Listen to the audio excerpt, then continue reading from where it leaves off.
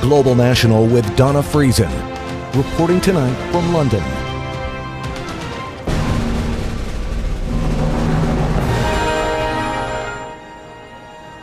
At dusk tonight, a final flourish capping off an historic day. With a touch of the Commonwealth of Nations globe, Queen Elizabeth symbolically lights a chain of beacons from Windsor Castle to Buckingham Palace and beyond to thousands more across Britain and the Commonwealth. This day was all about the Queen. Bathed in sunshine and Union Jacks, trooping the colour, her official birthday parade was a spectacle of military precision.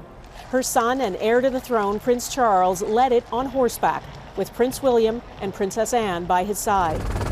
And there, to be part of history, a sea of hundreds of thousands of people. No 96-year-old has ever had a birthday like this. For the first time in her 70-year reign, the Queen, holding a cane, stayed in the palace, reviewing the troops from the balcony. The Duchess of Cornwall, the future Queen consort, had shared a carriage with the Duchess of Cambridge, Kate Middleton, and her 3 children, Prince George, Prince Louis, and Princess Charlotte, no doubt having practiced their waves beforehand. And then a second balcony moment for the fly past. 4-year-old Prince Louis was the star of that one, holding his hands over his ears as more than 70 planes roared overhead. The Queen had decreed only working royals would appear with her, so though Meghan Markle and Prince Harry came to watch the parade, they kept out of public view. So did Prince Andrew. Good evening and thanks for joining us. We are in London tonight, overlooking the Tower of London, an ever-present reminder of the royals' long and sometimes bloody history. 3 English queens were beheaded at the Tower. That was hundreds of years ago, of course, and though the modern monarchy is not everyone's cup of tea, the streets of central London today were flooded with people who love Queen Elizabeth. Late today, the palace put out a statement saying the Queen greatly enjoyed today's birthday parade and fly past, but did experience some discomfort. Taking into account the journey and activity required to participate in tomorrow's national service of Thanksgiving at St. Paul's Cathedral, Her Majesty, with great reluctance, has concluded that she will not attend. It's another reminder she is in the twilight of her reign, and it's why so many people turned out wanting to be here today. Crystal Goomansingh has our top story tonight. In a sea of celebration, a unified message of pride and appreciation for the Queen.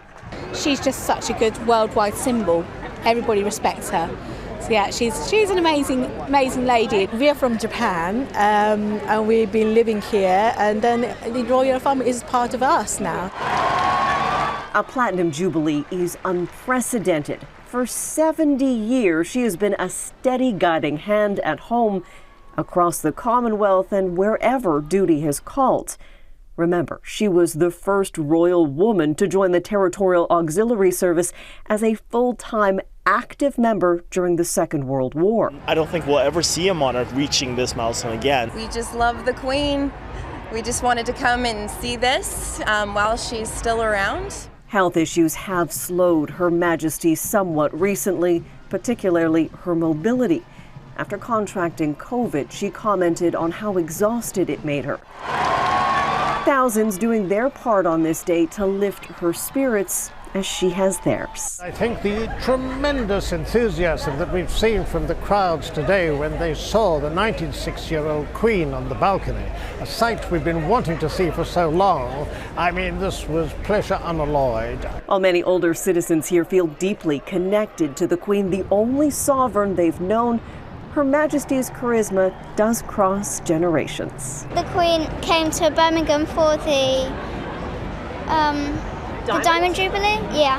So Mum took me to see the Queen, and then the Queen asked my mum how old I was. I was wearing this headband here, and I'm wearing it now. In addition to these big gatherings around the palace, or as close as people can get to the palace, there are also more than 16,000 street parties planned for the Platinum Jubilee and about 70,000 lunches across the UK. Oh, we're having so much fun. It's so good to see her. The festivities led to a chance meeting for these two, an American and a Canadian, who last saw each other camping out for Harry and Meghan's wedding in Windsor. It is totally remarkable. And what's interesting is, when we've talked about this, is you really have to be here. You have to be here. You have to be amongst everyone to feel it. Another Jubilee treat, the nighttime lighting of beacons. Once a means of communication, now one of celebration. More than 3,000 lit up across Britain and elsewhere, including Canada House here in London, as well as one back in Ottawa. Dawna? All right, Crystal Goomansingh, thank you. Here's one way to put this moment, this Platinum Jubilee, on a timeline. The Queen has reigned longer than I, and most people in the crowd today have been alive. No one under the age of 70 has known another Queen. No one actively involved in the parade today will take part in another Platinum Jubilee. This is the first one there's ever been, and it's highly unlikely there will ever be another. That's why everything was on such a grand scale. More than 70 aircraft roared over in the fly past, including this surprise aerobatic feat.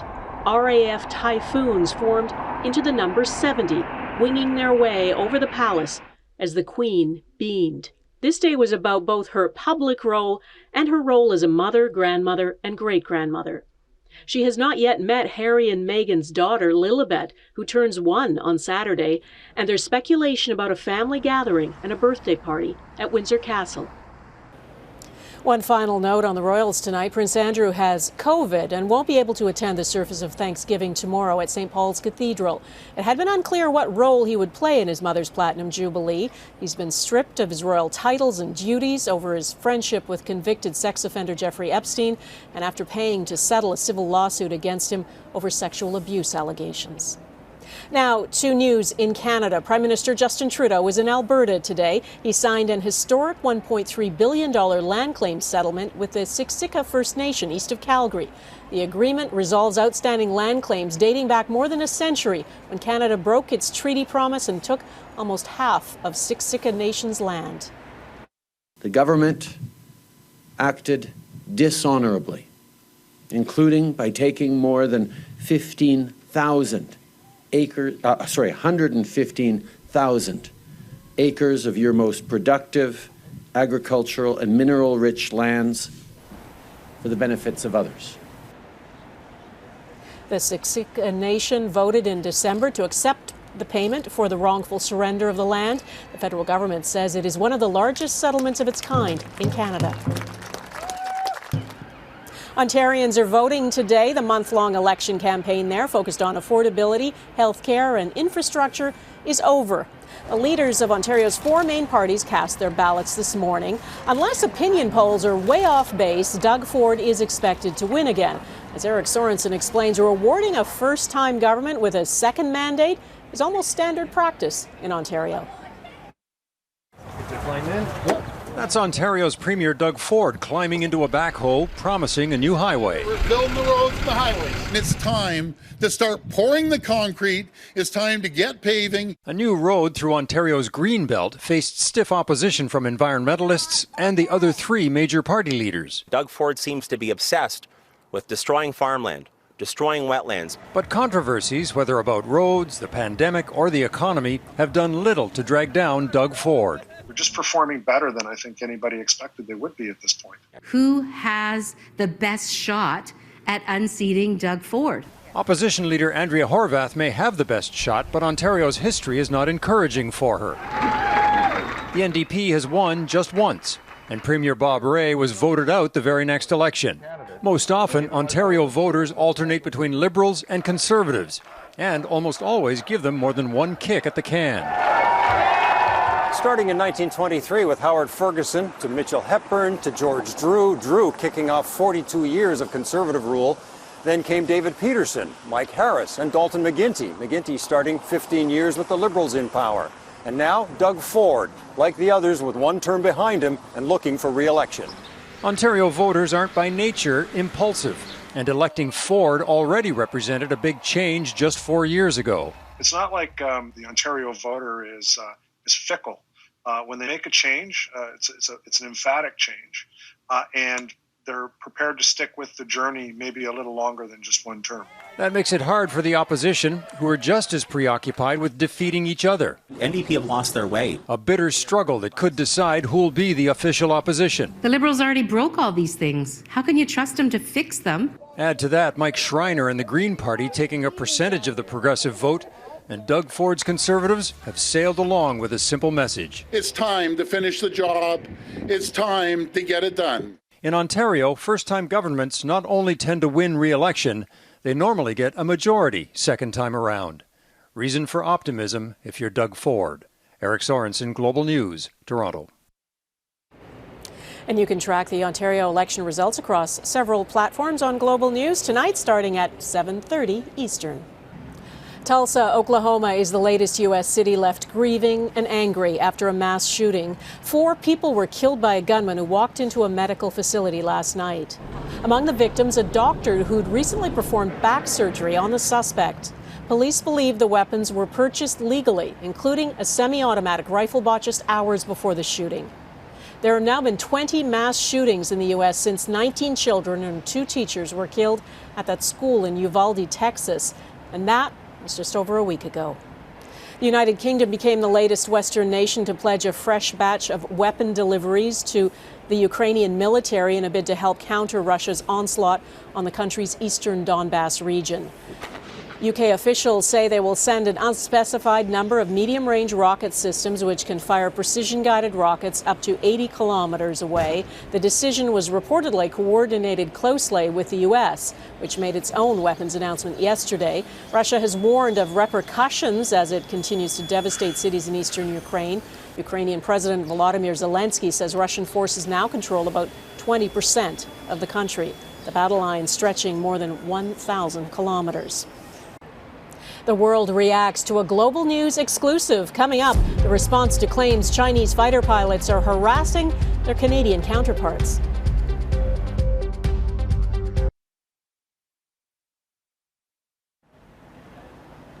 Reaction is pouring in from around the world after a Global News exclusive about Chinese fighter pilots flying dangerously close to Canadians in international airspace as Canada participates in a UN mission. Abigail Beeman is following the story we broke and brings us the latest. This is a disturbing report, reads a tweet from the other side of the world about the Global News exclusive that Chinese fighter pilots are getting dangerously close to Canadians in international airspace. The UN mission to enforce sanctions on North Korea is called Operation Neon. The UN commander who tweeted overseas bases, including the one in Japan that houses the Canadian plane in question. No official response yet from Beijing. But the story is reverberating around the globe, picked up by outlets including the BBC, Reuters, and CNN. Story about the Chinese jets buzzing Canadian aircraft. Has the U.S. also seen an increase in these types of Chinese provocative actions? Reporters inquiring at a U.S. State Department briefing. I would need to refer you to the Department of Defense to speak to any particular trend lines. We have spoken of PRC's provocative military activity in the region. Here at home, the Prime Minister called the situation extremely troubling. We will be bringing it up directly with Chinese officials and counterparts and ensuring that this doesn't continue to be part of an escalatory pattern. Exactly how Canada plans to do that is not clear. China's military is unprofessional and poorly trained and does not follow the rules. While the opposition wants Canada to spend more on defense, meeting NATO's 2% of GDP target. I think it's a hallmark of other militaries that we've seen, such as Russia's military in Ukraine, which has equally been reckless and unprofessional. With eyes around the globe watching. Abigail Beeman, Global News, Ottawa. Ahead, how relevant is the royal family in 2022? We are overlooking the Tower of London tonight, a fortress, a royal palace, and an infamous prison. We're back in a moment.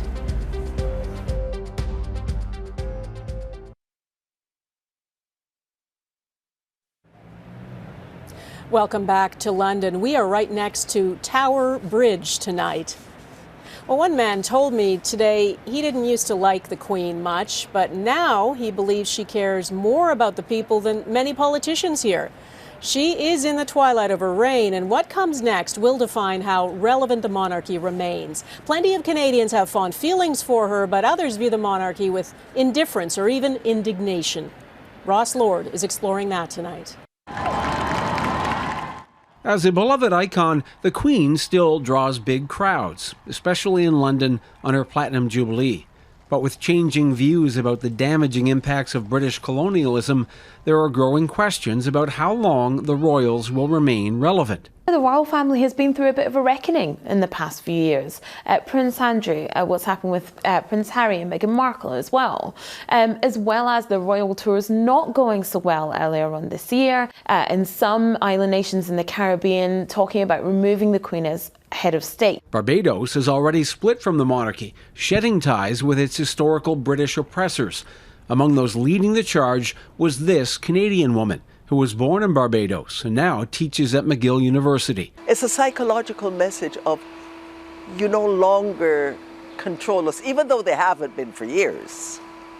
But you don't longer control us. We're looking you now in the eye as equals. At Prince Charles and Camilla's royal tour of Canada last month, modest-sized crowds still mustered enthusiasm. We've grown up with the royals and tradition all our lives.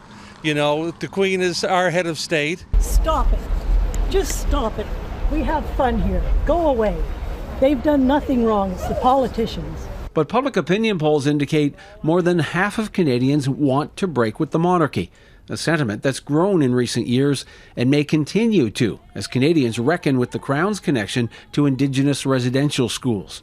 Other countries, like Jamaica, could soon break away, and more may follow. And I think it will be countries that we don't expect, like Canada, like Australia, that will say, you know what, the royal family doesn't really work for this new multicultural country that we are building. If Canada ever does split from the monarchy, it would take a lot of effort, including amending the Constitution. Some say it's more likely the royal family simply becomes less important and less interesting to citizens, their influence gradually fading away. Ross Lord, Global News. Next, of all the Queen's horses, she was the one, the Canadian mare the Queen rode for years. That is the Shard, a skyscraper in London, sparkling at the top like a crown. We're back in a moment.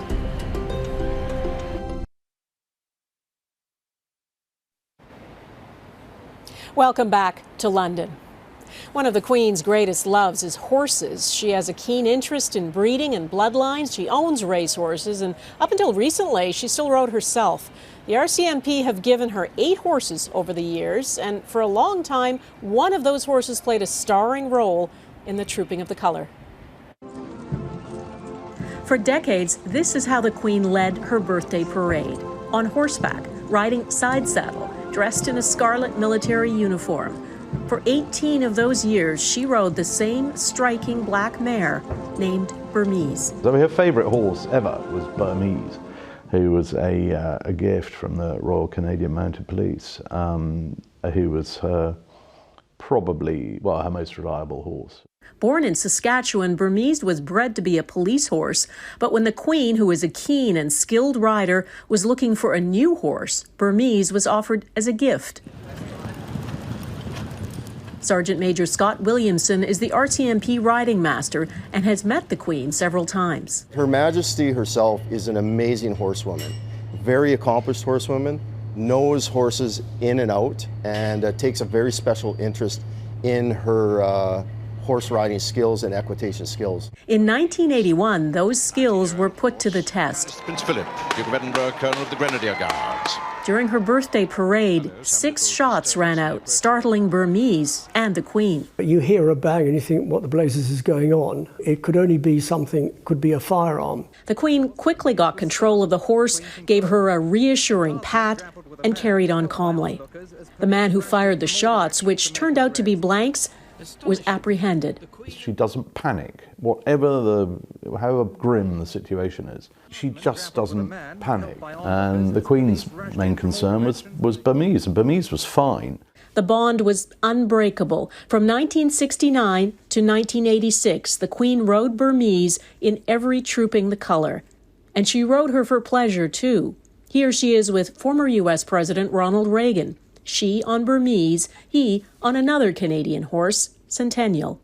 Her love of Burmese was unmatched. When Burmese retired from parades and public duties, the Queen said, right, I'm retiring too from those. I'm not going to ride anymore because without Burmese it won't be the same.